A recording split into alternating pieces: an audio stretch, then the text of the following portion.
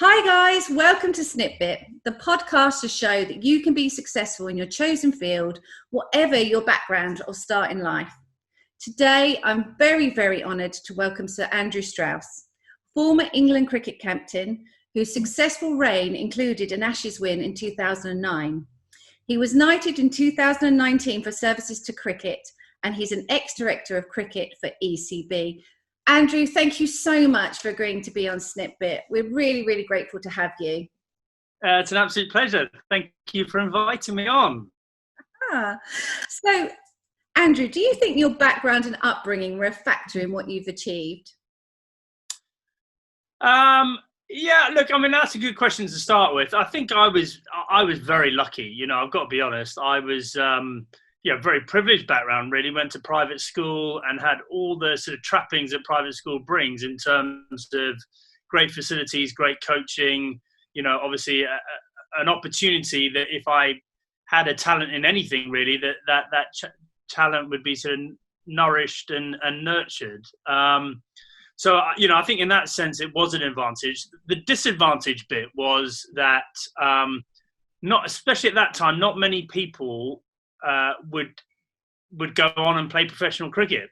Partly because there wasn't much money in it, and partly because I think sport was seen very much as a sort of recreation thing rather than a potential job. So, I think in that sense, I needed to sort of buck the trend and stand away from the crowd. But, I of course I was lucky. I was so lucky. And, so many people these days just don't get the opportunity ever to step on a cricket pitch.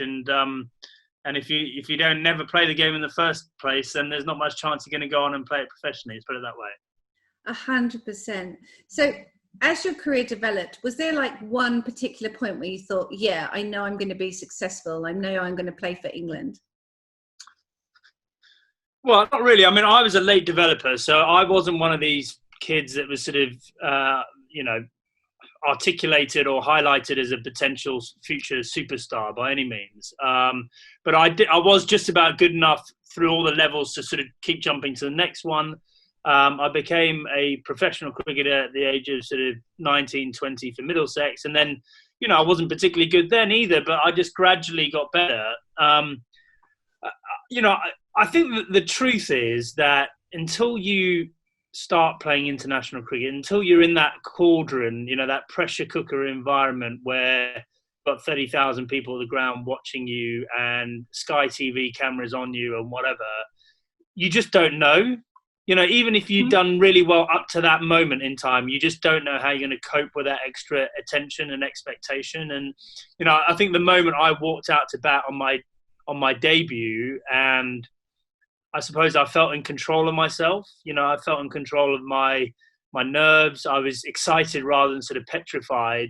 I think that was the moment that I thought, actually, temperament-wise, I think I can do this. And that's probably more important than anything. As we know, the mental side of sport, the ability to sort of control yourself, sort of separate yourself from all that white noise and distraction, all that sort of stuff, probably more important than how good you are in the first place. And I suppose I was lucky in that respect.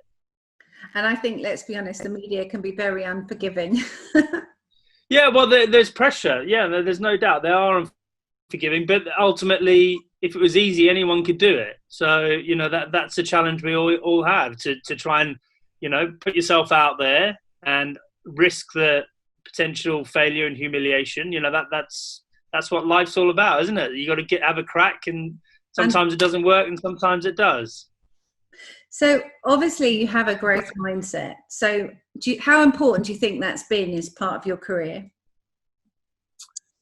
Well, I think I certainly, from a cricketing context, I never, ever got to the stage where I felt like I know it all. Like, I've always been quite sort of interested and inquisitive, I suppose, as to, can we do this better? Can we do this differently? What areas can I improve as a batsman? And looking not just beyond technical stuff, looking at the way I prepared and my fitness and my mental skills and all that sort of stuff as well. And that's really followed me through. So when I went from playing into management positions, again, I was sort of going, kind of how can we reimagine this a bit? How can we play a different style? How do we put together a plan that allows us to be flexible and adaptable and all that sort of stuff. So I think that idea of being inquisitive is a really important part of any successful sports person. Almost like a perpetual student of the game, would you say? Yeah, I think that's it. That sort of search for mastery, I think, like we've never cracked it. There's always something else we can do. There's always something else we can learn. The idea of sort of exploring and experimenting is an important part because it keeps you fresh, doesn't it? And if you're keeping, ultimately when you're playing professional cricket, you are hitting a piece of leather with a bit of wood every day. Can get quite tedious if you're just doing the same thing over and over again. So that inquisitiveness and that willingness to experiment is a big part of keeping it fresh. Brilliant, thank you. What or who do you think has been the driving force behind your success? Well, look, I mean, there's always a multitude of people who've had an influence on you.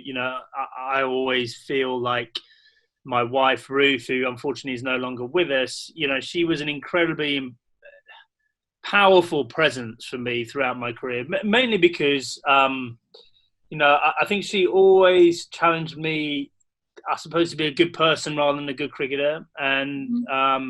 And made me realize, always, kept me conscious of the fact that sort of big world, that sort of VIP celebrity, you're someone important type world was not real, and was only fleeting. And so, I think not buying into that whole fame game thing, helped me to play better when I was playing, but also allowed me to make the transition out of professional sport a bit easier. I think if people feel like that world, which is very fleeting and not real, is the real world, then, when your time comes to step off that conveyor belt, you can suddenly feel very sort of both lonely and like kind of you've lost a part of yourself. And so, I think Ruth was incredibly important for me in that regard, and everything else as well, as all wives and partners are.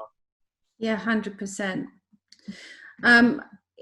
Clearly she's been one of your biggest inspirations. Who else within the sport has been a hero to you? I think in sport, you always look at the people that manage to do things that are unprecedented, like they managed to break new ground. And so, when I was growing up, that would have been someone like Tiger Woods in golf. In athletics, you actually look like it when I was growing up, like a Michael Johnson type figure, or Usain Bolt. People who've actually been able to push the envelope. And then also, I think more broadly, I like people who are not afraid to kind of think differently and reimagine the world. And so someone like Elon Musk, everything he's done with SpaceX and Tesla is a good example. Probably Steve Jobs back in the day with Apple. People that have kind of gone, look, the world has worked a certain way up till now, but that doesn't mean it has to work the same way going forward. So people with big ideas and obviously having the tenacity to see those ideas through are always inspiring to me. Brilliant. So if you were stood in front of your teenage self now, what advice would you give yourself and why?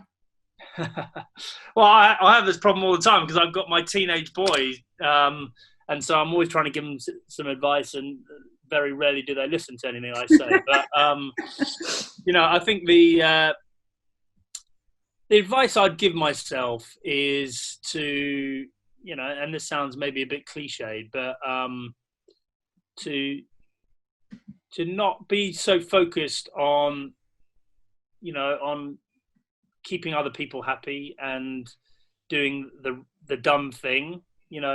Have the strength of character to follow your own path, and if you decide you want to do something, then have the I suppose the work ethic, the tenacity to see it through.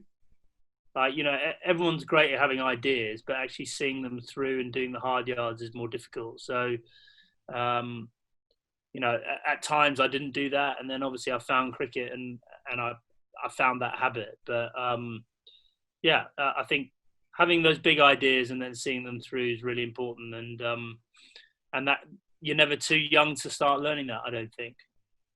I think that's really true. And I also think most teenagers don't listen to their parents, do they? No, well, that is true. Yeah, exactly. So what have you found has been your biggest challenge, and how have you overcome it? I think that the biggest challenges that I had were, there's one thing being a professional sports person, and then there's another thing captaining a national team.